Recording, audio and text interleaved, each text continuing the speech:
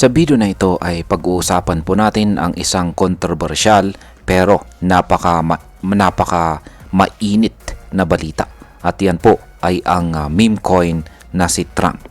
Isa pong inspired na meme coin mula kay US President Donald Trump. At siya po ay lilipat mula kay Solana papunta sa Tron blockchain. Pero teka, bakit nga ba ito malaking balita? Simple lamang po ang kasagutan sa katanungan na yan. Kapag ang isang coin ay lumilipat ng blockchain o nagkakaroon ng cross-chain expansion, ibig pong sabihin yan ay lumalawak ang exposure, mas maraming pwedeng gumamit at posibleng tumaas ang presyo o kaya'y bumagsak kung hindi po maganda ang execution. Kaya yan po ang siyang ating pag-uusapan sa video na ito, pero bago po tayo magpatuloy ay pakibasa na lamang po muna ang disclaimer dito sa ibaba ng ating screen. Yan, simulan po natin sa kung bakit lilipat ang Trump coin mula kay Solana papuntang Tron. Ayon po sa official na announcement ng Trump Coin Project sa kanilang X account, plano po nilang i-launch ang coin sa Tron blockchain. Para sa mga bago po sa crypto, ang Tron ay isang kilalang blockchain platform na mabilis ang transaction speed, mura ang fees at may mga aktibong user base. Ano nga ba ang dahilan ng paglipat? Ayan. Gusto po ng Trump coin na makakuha ng mas maraming users at mas malawak na adoption. Sa madaling salita ay gusto po nilang makasakay sa mas malaking community ng Tron para mas lumaganap ang Trump coin. Yan. Sa ngayon ay nakabase lamang po ang Trump coin kay Solana. Kaya ito ang unang pagkakataon na lalawak siya sa ibang network. Ngayon ay paano po nagsimula ang Trump coin at ano po ang naging takbo ng presyo nito? Noong January 17, 2025 ay dito po inilaunch si Trump coin kay Solana. Naglabas po sila ng 200 million tokens pero ang total supply na plano po nilang ilabas ay 1 billion. Sa unang araw pa lamang ay grabe po agad ang hype. Mula po sa presyo na wala pang $10 ay umakyat po ang Trump coin sa $75. Oo, halos 10 beses ang tinaas niya sa loob lamang ng ilang oras. Dahil dito ay pumalo po ang diluted valuation ni Trump, yan ang Trump coin, sa halos $75 billion.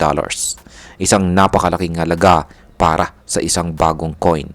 Pero hindi po nagtagal ay bumagsak din po siya agad. Sa kasalukuyan ay siya ay nasa presyong $8.59 na lamang. At bumaba po siya ng halos 88.57% mula po sa kanyang peak price. Ang circulating market po niya ngayon ay nasa $1.7 billion habang ang fully diluted value po niya ay nasa $8.59 billion. Ngayon ay meron bang malinaw na plano ang Trump Coin project dito kay Tron o baka naman puro hype lamang ito? Sa totoo lang ay wala pang detalyadong plano ang Trump team tungkol sa kung kailan at paano po ila-launch sa Tron. Wala pang eksaktong petsa, wala ring malinaw na technical documents.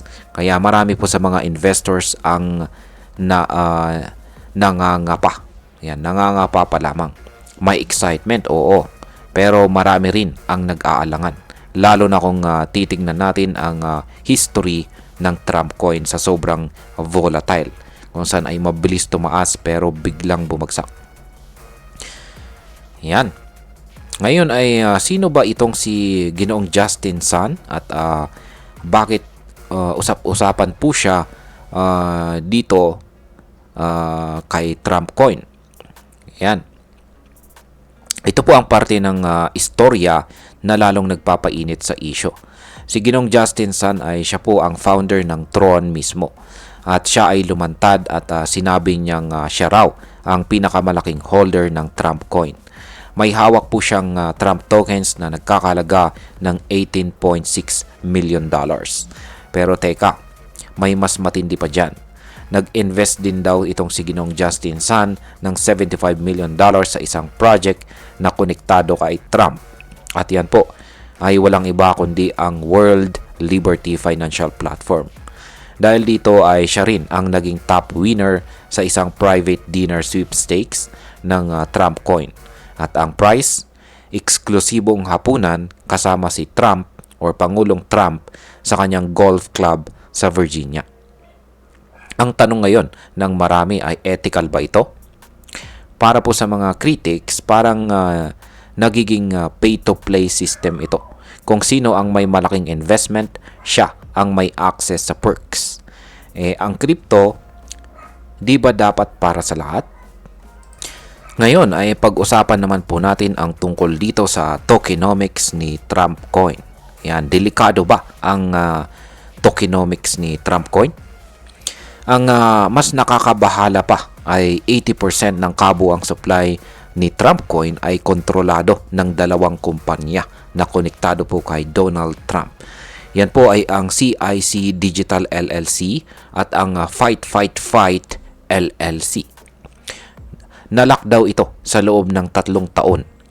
Pero kahit nakalock, ibig sabihin lang nito na centralized pa rin ang control. Kapag centralized ang tokenomics, mas madali pong ma-manipulate ang presyo. Isang malaking kabaliktaran sa prinsipyong decentralization na siyang pundasyon ng mundo ng crypto. Dahil dito ay marami pong eksperto ang nagsasabing delikado ito. Pwedeng gamitin po sa price manipulation o kaya ay gawing political tool. Kaya nga may mga senator sa Amerika na sina Senators Blumenthal, Warren at saka Meckley na nananawagan ng bagong batas para limitahan ang paggamit ng crypto ng mga politiko para sa pansariling interes.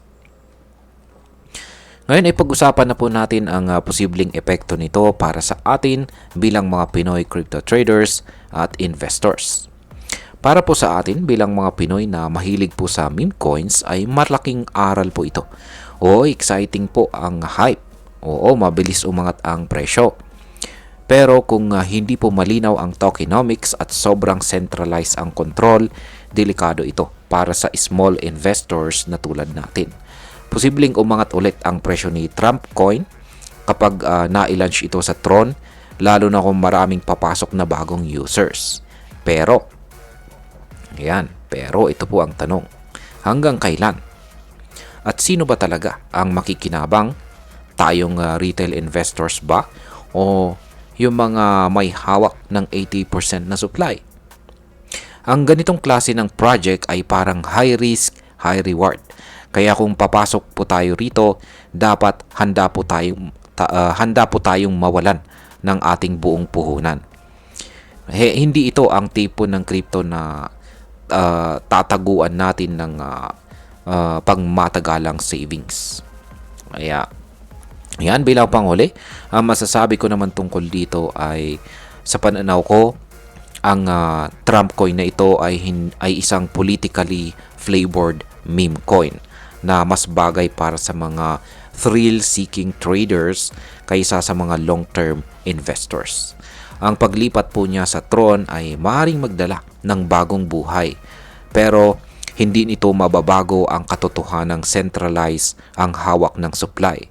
At may matinding epekto ito sa price stability. Kung isa kang Pinoy na gusto lang sumubok ng bagong coin, okay lang sumilip. Pero mag-research ka ng mabuti. At huwag kang pumasok ng todo-todo, lalo na kung hindi mo kayang tanggapin ang malaking risk. At ayan, hanggang dito na lamang po tayo sa video na ito mga ka-crypto. Marami pong salamat sa panonood. Ingat po tayo lagi at God bless po sa ating lahat.